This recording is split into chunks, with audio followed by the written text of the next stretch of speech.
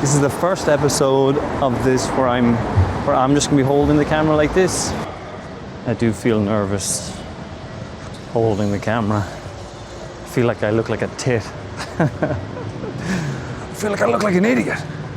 Today I'm joining Iain Anderson as he performs comedy somewhere. I've actually forgotten where the venue is. We're going to stroll down and go together.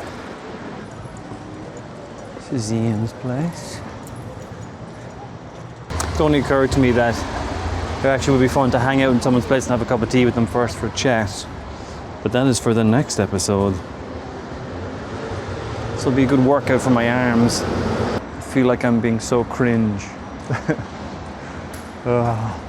So cringe-inducing. Look at this for an entrance. You rang? Hi. How are you keeping? I'm good, I'm natural. Yeah, how are you? I'm going to give you a mic. Okay. I like the jacket. What do you like it? It's a bit of an oldie but a goodie. I keep forgetting, where are we walking to this evening? Because it's not the Raval. Alright, okay. Is that going to be okay under my scarf? Oh. I'll just remove the scarf, don't worry. Yeah, is it possible to just... Can I get you to hold that for 1 sec, just while I'm doing this? The unusual project is... And let's put you there. Alright, and yeah, the scarf. Is it okay if we... Just stick over my head. Stick it right? Yeah. That's fine. That's fine. I mean, the whole outfit's ruined and I'm okay. Okay. So we're going to the... I'm going to let you lead. Raval. So you can worry about directions and I'll worry... Is that alright? Yeah, I know where we're... I've been here once before, but you know, it's one of these places where I've been there once before and I'm like, do I know where it is? It's on La Paloma. Yeah, that's okay, I know where we're What's going. the name of this gig?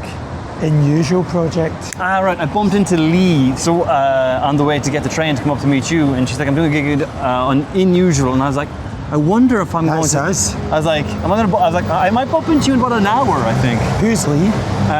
She's an Estonian comedian. Oh, Lee! Yeah. I do actually know who you mean. Yeah, I'm getting quite bad with comedians' names because last year... Because there was a whole bunch of new ones on the scene almost? Yeah, like there was like... And people, like, I went to a lot of mics at the beginning and then I haven't been going to I haven't been getting to shows. Even when I've been back, I've been doing the odd showcase, but I used to be, when I started, I was on like 5-6 mics a week. Yeah. And now, But you have your show. now like there's 2 or 3 different comedy boot camps every 12 weeks and they're just producing new children all the time. So like, you know, when I started the scene, I was talking to James Eagle today and the scene was still kind of like smallish, like 2 and a bit years ago. But now it's just like, I go away and I come back and there's like 15 new comedians. Yeah. They're not all good. You do know that nothing on this is getting edited out, right? So they're not all going places. I don't mean to brag, but I've got my own bag. So, Yeah, it is weird when new comics show up. Because I don't necessarily think that I'm long at it, but when I see new people, I'm like, fuck, I guess I'm at it. Have you been at it? I think I started in 2019, but really then 2 years of COVID meant nothing happened. Nothing 2 years after that, I was really doing Best Man. So in my head, I'm only 2 or 3 years, but I've been in the scene long enough. Well, yeah, it's like 4 years cut out, but I've been in the scene long enough that I, like in the Irish scene, new people come in and I'm like, oh fuck, fuck, new people. But it's kind of like, because I'm sober, it's kind of like when you get sober, you know what I mean? And then all of a sudden there's a bunch of new sober people, and you're like, where did they come from? Yeah. All the kind of new people. I'm not going to mention where, but like they all just walk in, you're like, who are you? And like, do you know what I mean? It's great, it's a good thing, but it's like, it's just a sign of like, am I not spending as much time there as I used to, or am I just not paying attention? Or is it when you're exciting and new, you're making friends with everybody, you remember everyone's name? But in fairness, you're only doing like 3 minutes everywhere. Yeah. So you're doing like 3 gigs in a night. You're at the club all the time. Yeah. You act. It was funny, so I've started mentoring people for free. And people have reached out to me and says, will you help? And I look at my calendar and I was like, do you know what, I have a bit of time. So I've dedicated 10 hours a week to mentoring. No way. And you're doing this for free? Yeah. And what, can I get in on this mentoring? Or? What, do you need it? I know. I always find when I chat to you, I always leave more positive and like more full of it. I'm like, yeah, Ian's right. Like these are people I have like an official agreement with. We have Zoom calls. We check in, we talk about their shows, I give them some ideas. Like I'm not like a big expert. It's around shows. I thought it was more like, all right. I thought it was more like all performers. All performers. Yeah. Okay. So and then I put out the wider thing because I came up in comedy through Find Your Funny. Yeah. And I did Chris Grove's course from your podcast. Yeah. And shameless plug. And so wait, so what is it? So you have an hour Zoom call with these people? It started, so basically some people started reaching out to me while I was on tour and were like, how did you do it? How did you get on tour? Yeah. What? Oh yeah. And I was like, I just booked it and went. You know what I mean? But then the more I think about it, you know, I'm 41, but a lot of things I think are common sense are actually like experience over time equals capability, right? Yeah. So maybe I've not been in comedy a long time, but I worked in corporate. I know how to run things. I know how to balance a sheet. I know how to hold my boundaries. I know how to act professionally, which a lot of artists just don't know if they've always been an artist. Not to take anything away from them, but they don't know how to behave in a boardroom. They don't know that, you know what I mean? Like, and all these things, just do they make a difference? You know what I mean? You're dealing in the arts world with people who have massive egos, you know what I mean? So myself included, and you're having to navigate everyone believing they're right. And so I used to manage teams of people where this was just my thing, but also I've been quite fearless in the way that I've approached things, and a lot of people just need some coaching. Like here's how you go about doing those things. Why not? You can. Like a little bit of it is like how I used to manage teams of people. I would always, you know, for example, there was a woman I used to work with years ago. I managed call centers. She was happy on the phone. She said she liked it, and I just saw something in her. I was like, you're meant to be like a supervisor, leading people. I just planted the seed, left it, and then over time I kept saying, you know, it was an absolute no for her, but I knew that she was going to one day take me up on my offer of trying to develop her. Yeah. And it's not like, here, you're in this job, apply for this job, work out the gap. There's like a bit in between, and I've kind of been self-coaching myself like this whole time. And I've got a very good internal dialogue, I think, and a lot of people don't have that. I think like I have. No, you do, yeah. I've said this to you before, like I think I have, like, you know, I'm in recovery, I've done a lot of therapy, I'm 8 years sober. I think like my sobriety is a superpower. You know what I mean? It allows me, like the things I've learned through being sober have really allowed me to navigate the world in a way I just am not, you know, I'm not pissed off running away to a bar and sleeping with my colleagues. Like that's not happening. No judgment if you are, good for you, but I feel everything. I've never done comedy with a drink in me. I felt everything, I felt every emotion. So I think like now I have this really good self-dialogue. Some people are missing that, and some younger performers. There's a girl I'm working with in London just now. In London? Yeah, she saw my show in London in October. She asked me to help her, and I went, let's do some coaching. So now she's doing her first performance at the end of this month. The Glitch in London. Can I, if you had to give me the guidelines as best as you can without giving out any of these people away, but you're like, okay, here's the things I say. Is it almost, because I remember Amy Poehler, and I saw some clips, she was like, do things before you're ready for them, and then you'll just become ready. You're never ready for it. You're never ready, yeah. The only time you're ready to do something is the second time you've done it. Yeah. I wasn't ready to perform, I wasn't ready to go on tour, I wasn't ready to go to Edinburgh, I was never ready. Yeah. I'm not ready now. And is that, do you think that is the biggest sort of, because I'm trying to almost, give me all of the Ian Anderson advice. Well, I think if it's possible to pull it out and give it in. Well, for just $29.95 a month, no. I think like my main takeaway is just fucking do it. I think that I was in my corporate job. I was very happy in my corporate job in a way. Like, you know, afforded me a decent enough life in Barcelona. Yeah.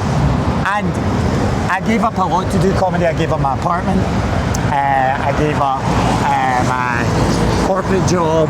I moved out of my flat so I could save my money. I did a lot.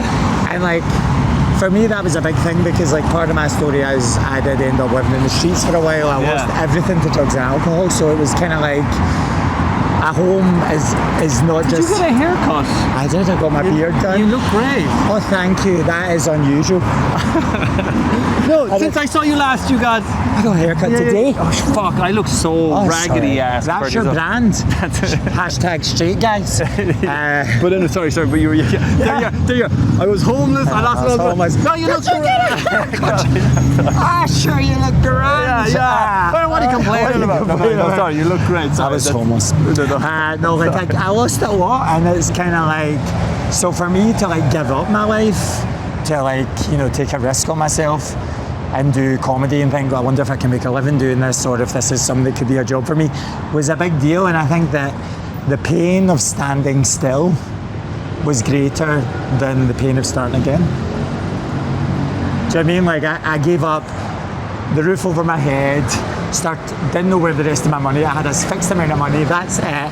And it's like, okay, I'm already in my corporate job where I knew everyone, I'd been working there for 7 years, I knew what I was doing, I could have stayed there for life until I was made redundant maybe. Do you think, sorry, I don't mean to interrupt you, but do you think that because of getting sober and because you were homeless, do you think that everything else a little bit, you're like, I've already done the biggest things. I've already done it, but everybody's already done the hardest thing. I mean, like, people have gone through harder things, and I think that you're already living in your worst case scenario. Do you know what I mean? Like, I was sitting in my corporate job and I'm going, the worst possible thing that could happen is I have to apply for a new job. Yeah. I mean, like, I think people need perspective. And then, okay, no, because I've got a whole bunch of questions, because I do, every time I talk to you, I feel like I'm trying to and just inject it into me. It's all right, we should get a book, a movie deal on the go. Are we crossing over? We can, yeah. Let's go.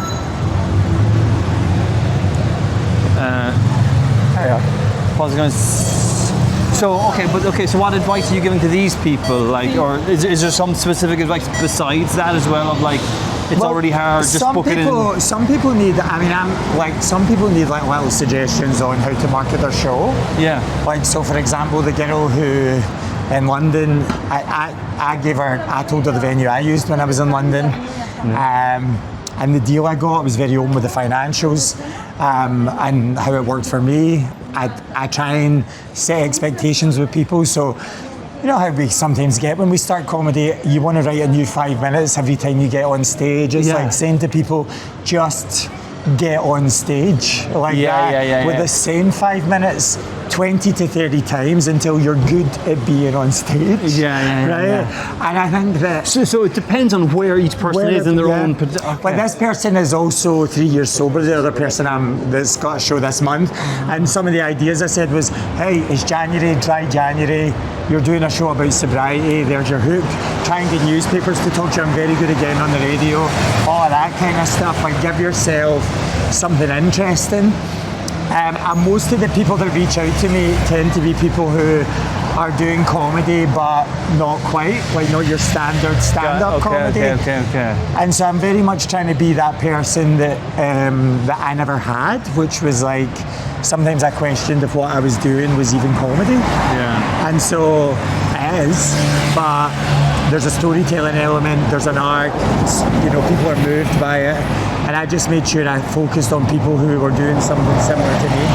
Yeah. I mean, because there's room for everybody. It's nice of you to take, to guide people. I feel like, I often feel like all I ever really wanted, or maybe not all, but what I could have done so well with it is if someone like took me under their wing a little bit. Like, I mean, I think I'm too old for it now, but I'm like, do you know what I mean? I was like, you always just want someone like, hey, how the fuck does this work? Because like I came into the arts and I'm also like, I don't know how the fuck what. Yeah. And then I make tons of mistakes and no one told you that those things if you've never made a mistake, you haven't done anything. Yeah, but you know, you wish someone was like, no, don't say that to them. Come over here, like, be political. You're like, oh shit, I just thought, you know.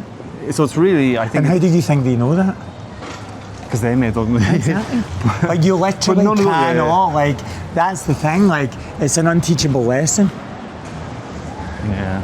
I mean, like, Yeah. you actually have to go through it. Like, especially when you're young, you think you know more than anyone else. Like, if I could apologise to all the adults in my life that I didn't listen to between the years of 15 and 30. You know what I mean? Yeah. Like, you can't tell someone. Not really. There's some things you have to go through, and it just makes your life richer. Yeah. But I think like a lot of the time when these people have been contacting me, it's practical stuff. This is how I applied for Fringe. This is how I don't get ripped off. This is how. Also, I think. Like the deals you do on your shows. Yeah, but also I encourage people to be very generous with their time, their money, however they can. Like, I don't want payment. If you want to help a homeless person, that would be great. And also say that one day you will be the person passing this knowledge on to someone else. Yeah. And some comics and artists in general hold their cards close to their chest, and they're scared if they tell you what to do that might help you be successful, there'll be less for them. Yeah, but those people will always stay in that lane. Yeah. Like, I've always been like, this is what I did, this is who I spoke to, let me put you in touch with this person, and if all you can do is think about yourself, then you'll get the results of it. Yeah.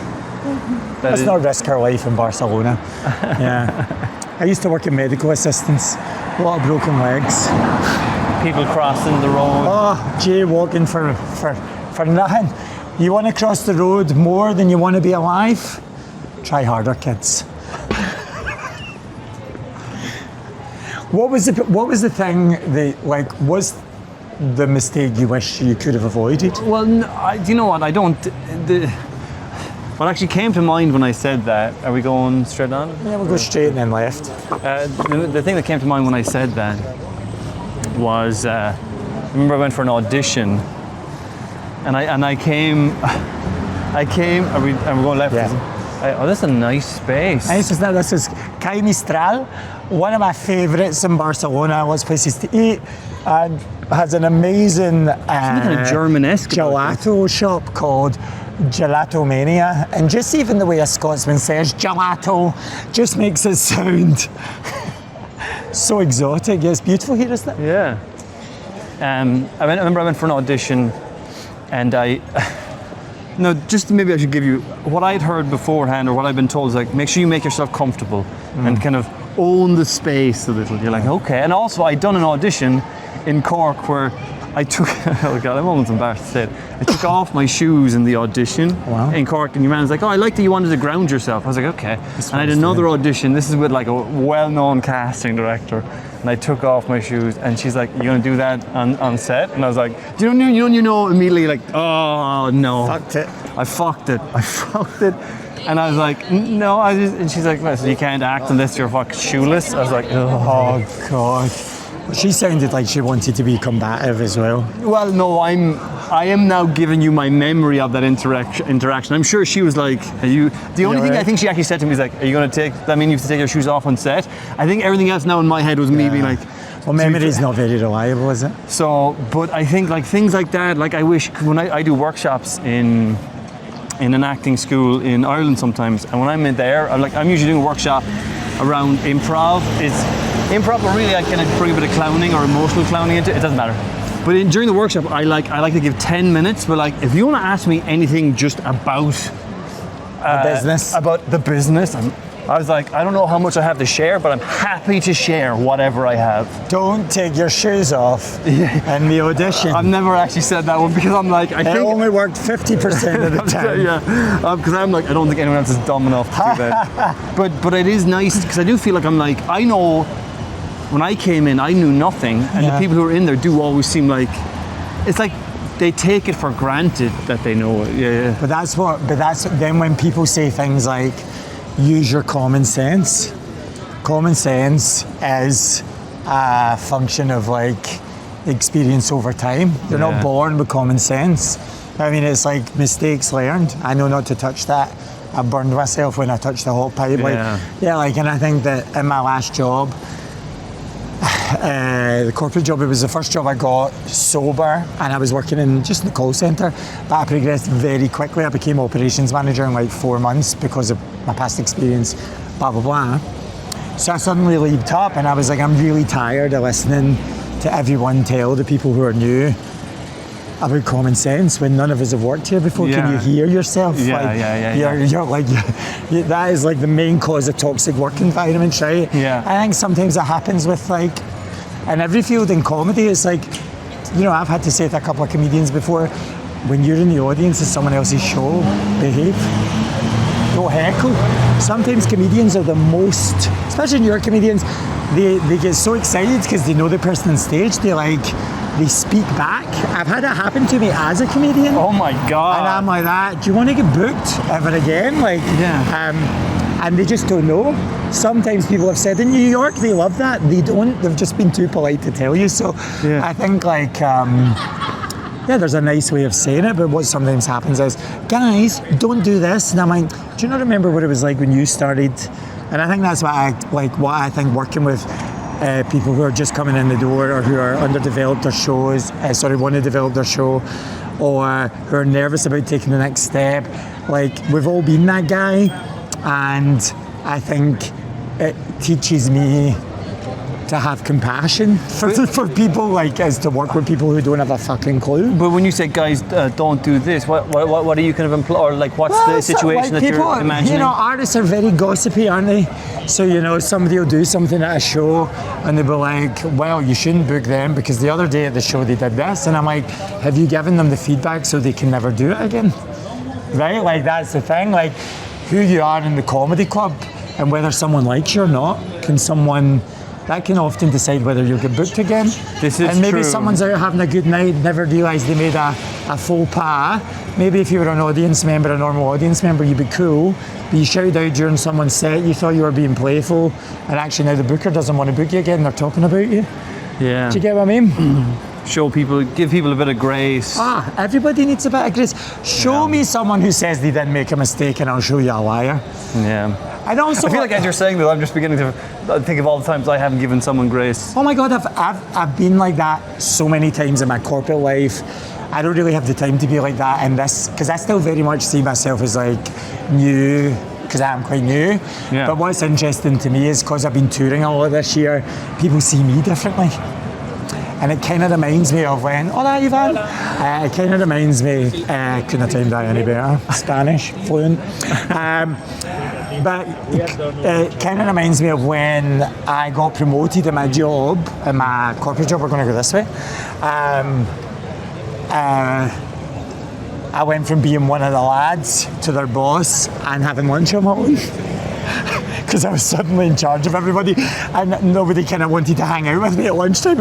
I get it, because I was the boss and they didn't really know. That's so absurd. Yeah, it happens though in corporate. Do you know what's weird is like, but you know what, if that happens, it makes me feel like everyone's, I don't mean to be judgmental or critique, but it feels like everyone's life is too small.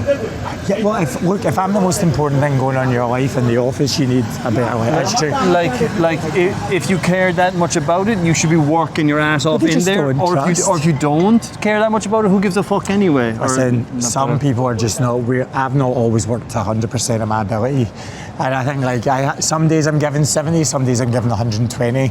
I think like the interesting thing, like with comedy, is I actually find it harder to get, people don't think of me to offer me spots, like, because I think they think that I'll say, oh, I'm not doing that, it's only 5 minutes, or like it's beneath me. Yeah. Do you know what I mean? Like, because I've been touring, and also... Watch out for this shit. Sometimes people just, who were not always that nice to me, are asking to open for me. And they were cheering for me to fail. So that's what I mean. It's like, what I get from that, like, is human behaviour, is people do weird things when they're afraid.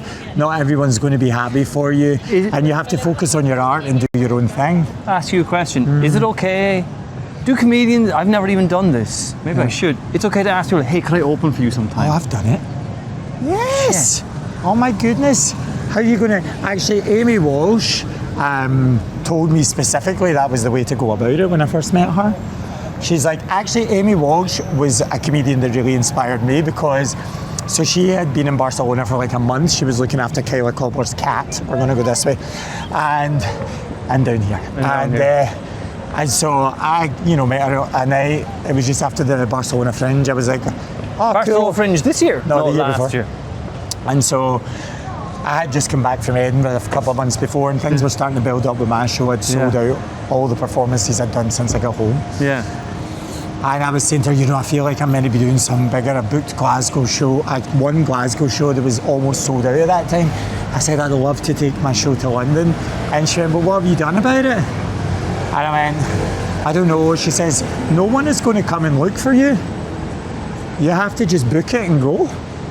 And I was like, geez, that sounds like an Ian Anderson line. And I was like, you're right. That's what annoyed me so much about it. You're like that's exactly what I said to people about Edinburgh Fringe. I was like, just you're either going or you're not going. Yeah. And I was like, God's sake. It was like, in The Lion King, remember who you are. Yeah. So I was like, oh shit biscuits. And so Amy Walsh as the lion. Yeah, she kind of woke me up a bit, and I messaged her when she got back to Canada and said, right, I booked a show in London. And then I ended up getting really ballsy. I thought, well, I'm in London, I'll do 2 shows. And then the Glasgow one sold out. I had to add a second show. Both those shows ended up selling out. And then it was kind of like, it's this mixed emotion where I'm like, half of me can't believe it, but the other half of me is like, this makes total sense. Yeah. Like when I went to Dublin with my show the first time in April, when I arrived there, I'd sold like 10 tickets, right? Yeah. And I messaged our friend Sinead Walsh, and they said, oh, I'm sorry, we forgot to put the post up. You've sold 11. And I was like, I'm not worried about it. We put the post up, and they said, look, if we need to do a paid ad, we will. I says, let's see how we go. We sold out. And half of me was like, oh my God, that's crazy. But the other half of me is like, of course. Of course. Like, why am I here if I don't think that's possible? Yeah. Like, why would I want to do something Shit, I need to start half-arsed? Why would I say, well? I've never wanted, I guess I assumed that maybe the comedians asked who they wanted. Oh no. I should really message them. I'm going to be opening. I was asked to open for Aoife. Yeah. But like, if she hadn't asked me, I would have. Yeah. I'd be like, Aoife, let us on. So people do that. Any chance I can go on and stuff like that. Fuck, okay. That happens. Shit, I need to, I guess, yeah. It's weird, yeah. The jobs apply for you. Yeah. I guess I thought, do you know what, maybe I didn't even think of that step. I think if I'm being honest, it's not that that thought had occurred to me, but I was like, there's a part of me thinks like, I don't know if I'm ready for that yet, but then when the fuck am I going to be? You're not ever ready. No one is ever ready for anything. And then 2, I was like, I guess this is self-doubt then. I was like, fuck it, why the hell would they want me to open? They've never seen me fucking crush. Send them a video. Yeah, and then, yeah. And the opener isn't there to crush. The one thing you don't want to do as the opener is absolutely smash it. Yeah. That's absolutely what you don't want to do. Yeah. I'm not ready for anything. I'm not ready to get married, and I just got engaged. Yeah. I'm ready. Sorry, Leo. I can't wait for all 3 of our weddings. I tell you what, holding this it's a good workout for the old wanking arm. Yeah, the wanking arm. Well, yeah. It's not much Yeah, wanking. he sources it. It's currently taken care of. Now he's thinking maybe I should have just got a crew.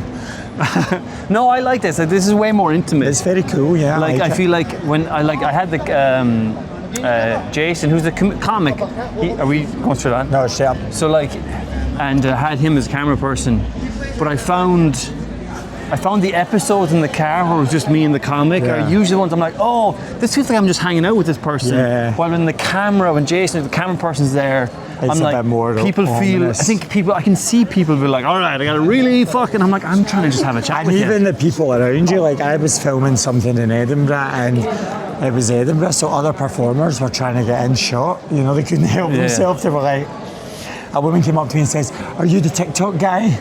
And I went, no. She says, what are you? I went, a comedian. What are you? And she was like, sorry. Oh, I'm trying to steal focus. And I went, it's probably because your father didn't love you. Bye. Just like the rest of us who've put all our money into going to Edinburgh to make a dream come true. Yeah. At least if other people look, they're like, God, it's just two lonely men. Two lonely men. That think that they're important. Yeah. And I'm like, great. They're thinking they're fucking vloggers. Yeah. They think what they're saying is so great. I know.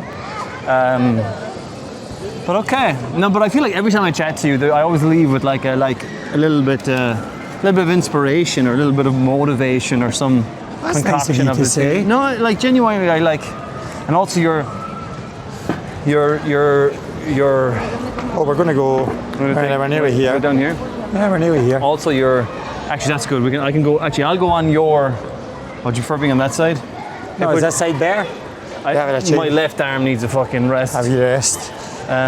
This is us. Down here. Yeah. You've Oh, sorry, I messed it up. Sorry, we're lost. We're over here. going up here. I used to live in the Raval, now I'm lost in Raval. Could be the name of my new show. But this is the tippy top of Raval, right? Yeah, tippy top. I used to live a couple of streets down. I should know this place, but How many minutes are you doing tonight, actually? I think we're all doing the same, like 5 or 6. All right, perfect. Is it? And you're happy for me to walk you back to the gap as well? I'd appreciate the company. Yeah. Brilliant. But what were you going to ask? It's gone out of head. No, I wasn't going to ask. I was going to say that you have a lovely energy. Like you have like, I mean, you have a ball of energy, but it's positive and wholesome and kind of it's like I feel like it's like pulsating. And why would you not want to move through life making people feel better about themselves? I think you're right. People do, but I think we all get in our own way. Yeah. Like we all get caught up. I recently had. Oh, sorry, I didn't go on. What were you about to say?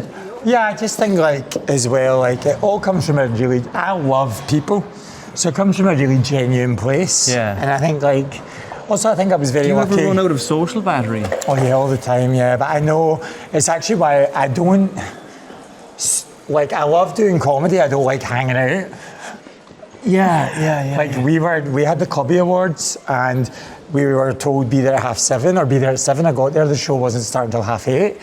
I was like, I just came here to win awards. So I actually left and went and had a cup of tea and a croissant around the corner. Like I can't really do, and it's not even the drinking. I just get bored. I'm like, oh, I'm going to hang out. And then I turned up at 8. And that's so weird because then we've a lot in common then because usually like, I love going to gigs and I love a little chat before and after, but like, I hate hanging out too. Then I'm always, here's my fear, I'm like, am I being fucking rude to people? No, I just go, I'm like, bye guys, so nice to see you. And I'm always very nice when I run shows, hand out cards, pose for pictures, leave. Do you ever reckon, sometimes I wonder, I'm like, is part of hanging about for 20 minutes after, it's part of the I thought, like, especially when I'm running my own shows, people deserve that. Like, I feel like they've paid. But if you're going... If I'm doing a mic, I'll leave. But do you think, let's say, if you were on the scene and you want to get more spots, and this is what I actually love about Barcelona, is, let's say, that we're here. Yeah, we're here. Yeah. You were saying?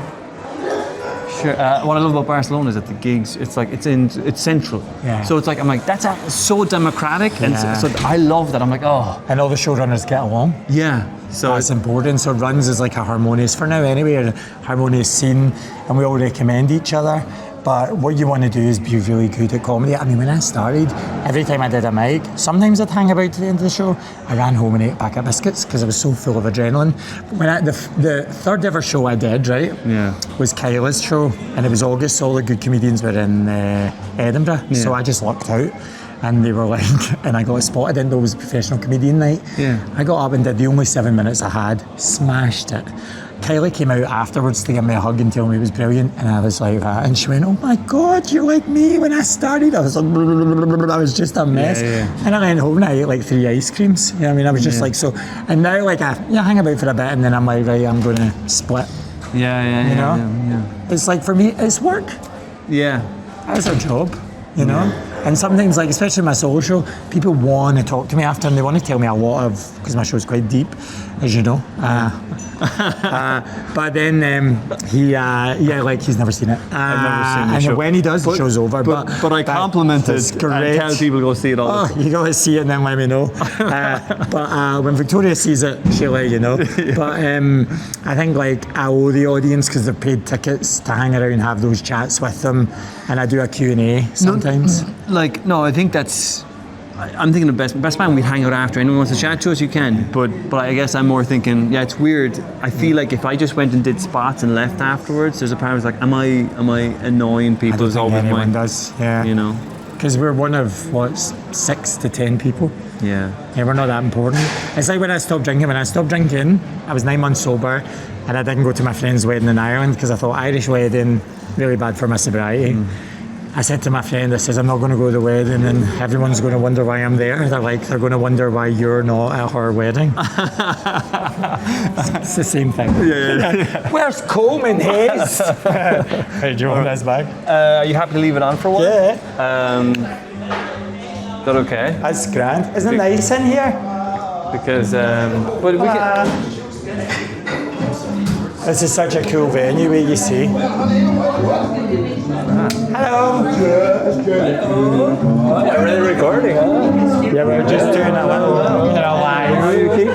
Hello there. How are you doing? Good. I didn't know we were all wearing black. Yeah, it's the coolest. Thank you. I sprayed Nice to Versace see you over again. whatever I was smelling like before. Thank you. I washed my neck. Yeah. Do you know Colman? Wait, you don't know mine? Hello. Colman, nice to meet you. I was walking. I'm walking with Iain from his gaff down to here, and I'm walking back. So it's kind of like a chat on the way to a gig and a chat. It's a podcast called Going Places. It's my show. I was just going to say, is this for the... I don't know. Not for that. No. I'm being fit. It's for his thing. I'm being filmed from a lot of angles these days, as you know.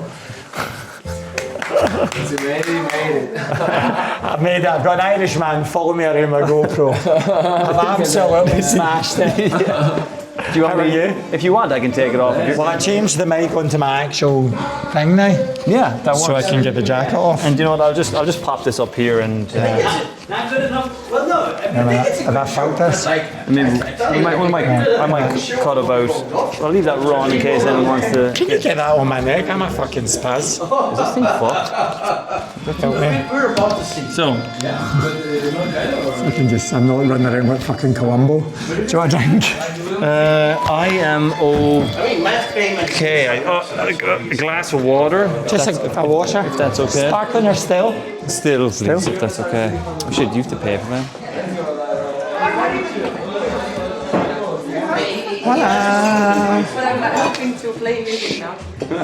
And flirt with the boss. I'll get the drink. I'll get it. This is on production. Do you know Colman, yeah? Yes. This is my good friend Maggie. I'm hanging out with Iain. Coke Zero, si tiene?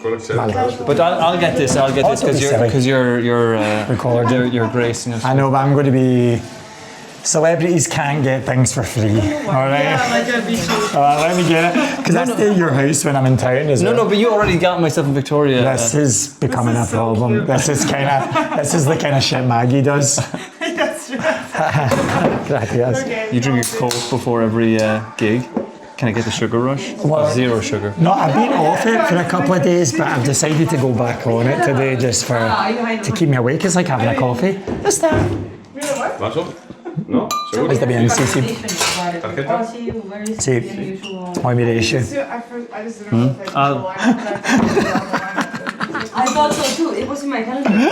Thanks, Colman. He's a gentleman. He's bought it because he's on camera. Maybe I made it. So not usually. I've been on the VG Catalans, but I've been on a bit of a kind of calorie deficit the last couple of days, and I've given up. The VG Catalan. VG Catalan, it's sparkling water. Oh, okay. But I've given up biscuits, cakes, everything a couple of days ago, and I'm just so very like calorie deficiting, and because I want to just get my energy levels up before I start touring again.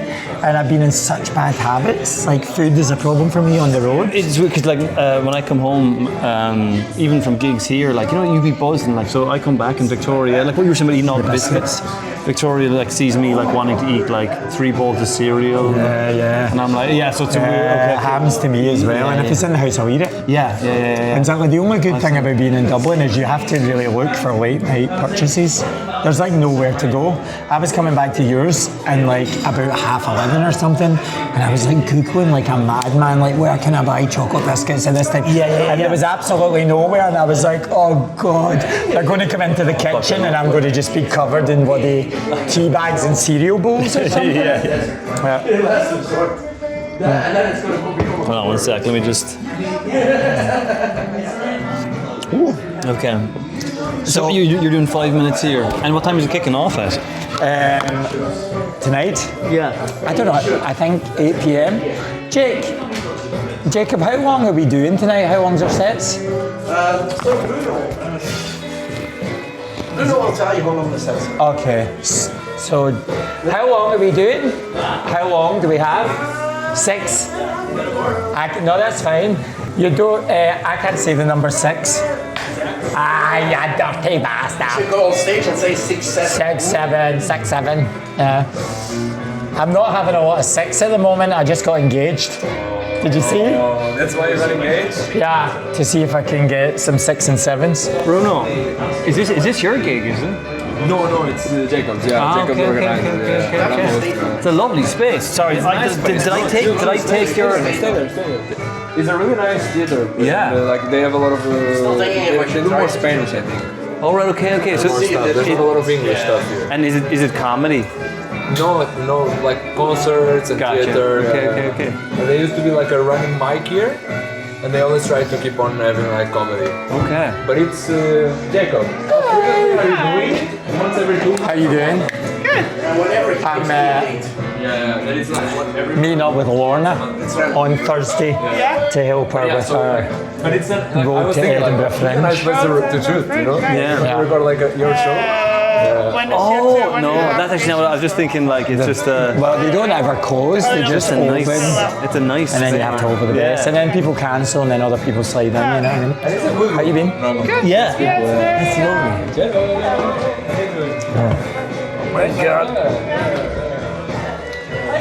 So you doing 6 minutes from the show? Or? No, I never do anything from Traumedy because it's impossible.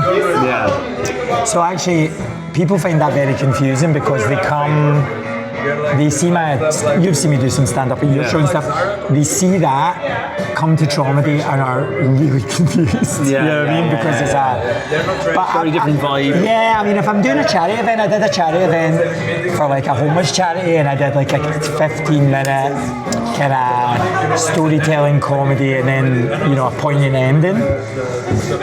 And the bits of that were from Traumedy, but in general, it's hard to take stories from it, you know what I mean? It's hard to tell, every story needs the context of the story before. Yeah. I mean, because the show is like, imagine showing someone like 5 minutes of a movie. Yeah. It's a bit like that. Yeah. What I'm saying is, I do spoken movies. Mouth movies. So you're going to do 6 minutes of Who knows what? New stuff. Okay. I'm working on some new stuff. So I'm trying to write a new show about my new life, which is a happy one. Yeah. And actually with Traumedy, because Some of it is a trauma and makes it easier, presumably, isn't it? for what? For a show. Well, if the new life is happier, do you find it's harder? No, because actually the Traumedy was written while I was happy as well.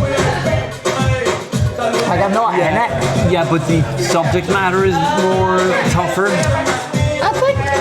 I think if you could talk about the things that I talk about in my show and make it funny, then you're probably as talented as me. It's a really difficult thing to make homelessness, drug addiction, suicide, and getting sectioned in a psych ward funny. Yeah. Lots of people try and they poke fun at themselves. And I don't do that. That's what all the reviewers have said. Like, it is hard to do, and you shouldn't approach material like that. Like, I saw a couple of shows in Edinburgh where people were talking about domestic abuse in a way that was it was really uncomfortable. Yeah. The audience don't really feel uncomfortable in my show because what I'm trying to do is draw out the humanity of the situation. But also probably because I wonder if we're going to get caught for copyright of this song, actually, maybe. Want to move out? Is that okay? Yeah. And by the way, we can, like, if you'd rather, like, switch off for a couple minutes while you're... So there's these 2 chairs over here that are just Just because is this not like there's a wee table? Fucking hell, this place is beautiful. I know. It's welcome to Lorraine Kelly. This is great. Yeah, no, just because it might... at least we're back here, I could hopefully drown it out. But... What was I going to say? But I presume for Traumedy, right, if you're... The fact that you were on stage, happy, healthy, on some level they're like, oh, this has a happy ending as well. You know what I mean? Like that for the audience. Like, no doubt, obviously, because people speak about domestic abuse. If it feels uncomfortable, I wonder if the audience on some level is like, is this person okay? Same with mental illness. Yeah. And people are clearly like, and But I think you give off a vibe of like, I'm good. I'm good, Like you can sense I'm. And also I opened the show with like a lot of like, you know, I'm in my 40s, don't I look fabulous, and I've got this partner now. I'll need to say at the start of the show I got engaged. Like, I start with this really funny story, which is a true story I used to tell. That when I would do drugs and go to parties, I'd tell people I was a professional neck model. A professional Neck model. Oh yeah. And people were like, how'd you get into that? And the thing is, as I'm telling people the story I used to tell at parties, which is what we call a bam up in Glasgow, like I was bamming them up, the audience start to believe me, even though it's insane. Like I was flying my kite in Queen's Park and the kite got stuck in a tree, and as I was looking up at my kite, a woman walked past and she went, oh my God, your neck is absolutely gorgeous. Have you ever thought about being Britain's neck top model? Right, and it goes on and on. And then I tell them I was a stunt neck model, and then I end up with a hickey on my neck. And when I go to the audition, because I have this hickey on my neck, like you with no shoes on, like my name is Mud. And people are like, and I went, so I was a compulsive liar when I was younger, and then everyone pisses himself. But my friend saw the show, and while I was doing that bit, she was like, Before you reveal the thing, like because like it's so absurd it could be true. But the thing is, that story, you must be a phenomenal liar, right? Because that story, but And I say a lie up front. But it's not so absurd because it's like that sounds just reasonable enough. Like it's within the, you know what I mean? Well, I mean, people do get spotted. Like it sounds so like and it was so detailed. Yeah. And I say, I used to be a stunt neck model. Have you ever seen the show 6 Feet Under? Season 3, episode 6. There's a bit where a man has his throat cut. There's a close up of a neck, and I show everyone my neck, and they're all in on it. And then I'm like, you know. Do you ever lie? And I mean this in a good way. I don't mean this in a negative way, because like I know Louis C.K. in terms of his comedy, he's like he would just lie whatever's funny. Like he'd be like he would feel unbound by the truth and be like, all right.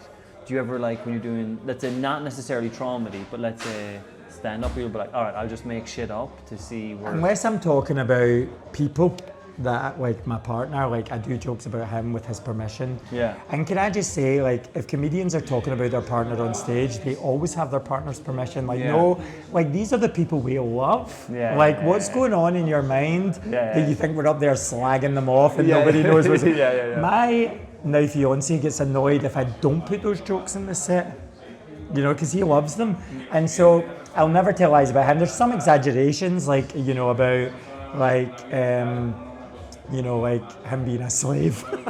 Being a what? Because he's Filipino. Yeah. So like, the thing is when I say, oh, my boyfriend's not here right now, he's at home cleaning, everyone laughs so loud, and then you see them go, because they're like, should I have laughed at that? And sometimes they look at him to see if it's okay to laugh. And I'm like, he loves that joke, it paid for his flights to the Philippines.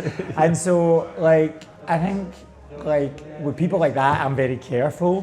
There's people I've omitted from my show, like from Traumedy, I don't talk about my parents at all.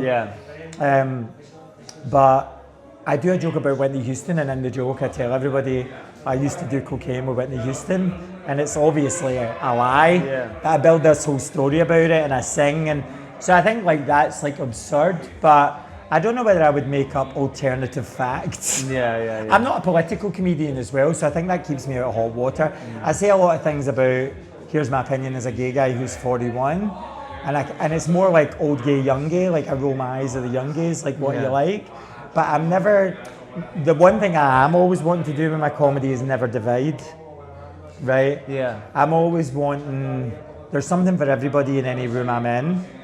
I get asked a lot about, you know, I think sometimes as a gay person, you're expected to vote, think, sing, dance, and dress a certain way. As kind of like, I've been very vocal that I find, you know, that community almost celebrates drug addiction, you know, and requires you to be an extrovert. So there's a lot of drugs and sex and stuff like that. And I was asked on a podcast that, you know, about the American president, And I said to the guy, how dare you ask me that? Like, I'm not American. My show's about addiction and overcoming the worst time in my life. I don't care who you voted for. I don't want you to die of addiction, suicide, self-harm, mental illness. You get to be an asshole and you still get to live, right? And I think that... What was the podcast host response to that? He just didn't really know what to say and said, shall we move on? I was like, I think was there like a bit of tension? Yeah, I was like, I think we better. Oh, holy shit. I think people think because I'm gay, I want to just sit on podcasts and bash Donald Trump. Like, you're taking away what my show is actually about, which is about love, community, connection. And I have to be able to see the potential in my opposites. I don't need to agree with you politically for me to want you to stay alive. That's so interesting. Yeah. Sorry, but that podcast as well, they're like... But sometimes they want the bit. And I think some people make that assumption, he's a gay guy, so he's going to have an opinion on this. Yeah. Like, I don't want anybody to die of anything. Do you know what I mean? And even like, and I think that unfortunately there are people out there that think the way you vote means you shouldn't be alive. That's kind of what people did to gay people in the 60s. Just by being me, I was meant to be dead. So, like, I won't give that same hatred out. And when you said earlier on about me coming on stage and people seeing the light in me, is because I don't carry hatred towards either side of the political aisle. Yeah. That's very important to me. Like, I have to. People ask for help sometimes because of my show. Like, someone came up to me in Edinburgh and said, I think I have a drug problem, can you help me? I didn't ask them who they voted for in the last election before I decided whether I was okay with that or not, right? I don't want you to die, period. And so the last line of my show is, love other people like their life depends on it. And it doesn't matter if you're left, right wing, centrist, homophobic, racist, transgender or gay, you have the right to life, and in that life to improve yourself. Because, why is it important? Because when I wanted to off myself, it was at a time in my life where I thought things could never change for me. I had no friends. I was irredeemable. Yeah. Like, there was no future. Anyone who came anywhere near me, I ran through them. I broke their heart, used their money, slept on their I just ruined their life and then pissed off. If I had checked out at that point in my life, that would have been my legacy. Do you know what I mean? Right. But I was given the grace to turn my life around. And the one thing about turning your life around is not everybody's going to forgive you. Not everyone's going to say what you did was okay. But you get to stop hurting people and stop messing up. I can't do anything about the first 33 years of my life. I can do something about the rest of it. And I choose to move through life being the person I always wished I could have been. And if that means telling someone that they look lovely, or telling them they did a good job on stage, or telling them, look, the worst thing that happened to you is 3 bad minutes on an open mic, you've got a very good life indeed, then like that's what you have to, that's what we're all meant to be doing for each other. We're all meant to be holding each other up, Yeah. It's not popular in the arts because, especially as a male comedian, we have a very negative, I'm Scottish as well, so I'm biologically hardwired to be sarcastic. Yeah. That's just a form of anger. Like, it really hurts me when I'm like that, like on purpose in my real life. You know? I wouldn't. There's something you said, but it's dropped out of my head in this moment in time. There's a few things you said, and I was like, but one of them is gone. I think, to be honest here, I don't really, for the most part, I don't really care political spectrum either. It doesn't interest. I don't find it as interesting as like. I find it more interesting, like, what are you doing comedy on? Yeah. How did you come up with it? Is it funny? Yeah, is it funny? Like, oh, hey! Hi. Good. How are you? Hi! How are you keeping? We're just... what's the crack? How are you? We're just recording for the podcast. How are you? Yeah. Sorry, yeah. That's Sean. That's Sean. I met him last night. No, I'm telling your audience. Oh, yeah, sorry. That's Sean. Cork's finest. Catch you later. See ya. But I'm trying to remember. Shit. Sorry, I must have been a lie. Lying. Political spectrum. It's gone. But political spectrum, I would agree. I don't know. Sometimes I feel like when I see people get too political, I don't mind if actually they're political in their comedy, because then I'm like, well, it's comedy. Yeah. But if I don't know. I'm a big Michelle Wolf fan. We're very lucky to have her here in Barcelona, but always was a fan. Yeah. So I kind of freaked out the first time I met her. I was like, and she doesn't like either side. That's what I love about her comedy. She's like, oh, people think I always go after the Republicans, but I hate the Democrats too. I mean, she's very bipartisan in the way that she rips people down, right? Yeah. And for politics, Bill Burr or something. Bill Burr, yeah, it's the best show on earth. Yeah. You know what I mean? Like American politics. Yeah. Sorry, go on. No, that was all I had to say about it. I'm trying to fucking remember, but it's gone. Here, I'll leave it go. Come back to you on the walk home. Yeah, this is a beautiful, beautiful venue. You know, it's so funny because I don't know how you were before you started comedy, but until I started comedy, I didn't know this was all here. Like I can do like 4 shows in a night. I'm like, where were these? Like I used to live around the corner. Do you know what I mean? Like I'd never went to a lot of comedy shows here. I didn't know, but also like it's just there's so much you can see. And like my friends said that when I started comedy, they're like, I didn't realize there was so much comedy available in English in Barcelona. You know? It's weird when people ask my family or some of my friends like, why are you going to Barcelona for comedy? It's weird to tell them like it's got one of the best, like Barcelona, Berlin, Amsterdam. Friendly. Yeah, friendly, like unreal comedy scene in English. They're all I think they think that I'm doing it in Spanish or something. There's some little penny drop. Catalan. I think what came back to me is you were the 33 years. Does it feel like almost because you got a second chance? I was going to say that, but because you got a second chance, not that like. It's almost like in terms of positivity and showing love to people, like it feels like I have a little bit of a debt to pay to like, or that like, or maybe that's a negative way. No, I think that's fair to say. I think a lot of people feel like that at the beginning. I mean, like I got sober in July 2017. Yeah. I was in psychiatric care before then, so it's like there was the first few years I was sober, like an overcorrection or like for example, I wouldn't let myself have birthdays. Like I was like, we're just going to give. Now I still do this. Like, so my birthday is the 9th of July. My sobriety date is the 13th of July. Yeah. And instead of gifts, I get all my friends to donate stuff, and we hand out stuff to the homeless. Some of these guys that I lived in the streets with are still there. Yeah. Wait, holy shit! Do you bump into them every now and again? Oh, I go out actively looking for them. Yeah. What? They call me William Wallace. Sometimes they're like, you got fat? I'm like, I've just been eating. It's crazy. No, I go and see them. Some of them live around here. I actively go and look for them and to make sure they're okay. And you just... and keep tabs on them. Just to chat to them for half an hour. Yeah, make sure they're all right. I'm a volunteer with a group here now called Esperanza, who helped me when I was homeless. How long were you homeless here in the streets of Barcelona? 9 months. Where were you before then? I was living in Poblasec. But I think so what I would do is I would say, right, I don't want gifts, and then when I got to like my 37th birthday, a friend of mine says, it's okay to do both things. Like you can have a birthday and we can go out and help the homeless. Like you don't need to, and so that was more about worthiness of those 3 years between 33 and 36. It was like an apology. I was paying off debts. I was, mending my life. And also people don't believe you. You know what I mean? Like, you're sober. But that's the thing, like, I think it's kind of taught me, I've not realised this now until I just said it to you, but the first year I was sober, there was so many people rooting for me to fail. But kind of like, let's see how long this lasts. Yeah. We've seen him say he's going to get, and I really knew that this was it.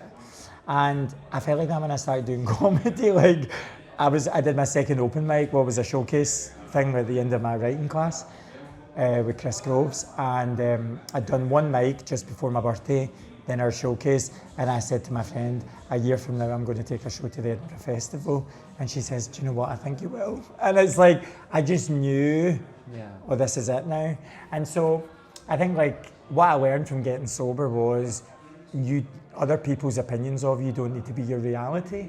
And so I had a lot of people say to me, slow down, it takes 5 years before you should do your first solo. Okay, if you want to limit yourself, but I'm turning 40 next year and I'm going to the Edinburgh Festival. Do you know what I mean? That's happening. We're doing it before I'm grey. Yeah. You know? Yeah. No, I know that feeling. Yeah. Yeah. We've talked about this a bit, you know, and I think I'm not saying that they're wrong for them. Yeah. But people give you advice based on their fears, not their knowledge. Yeah. And that's why, you know, people give themselves excuses why they can't succeed. Do they? Give us a minute, we're recording, love. Okay, we'll be 1 second. Hi there, we're just in a bit here. Sorry. I'll be 1 second. Yeah, and, you know, people give you excuses why they can do things, and I wake up every morning and I think of 5 reasons why I can. Yeah. I mean, anyway, it's So, but showtime.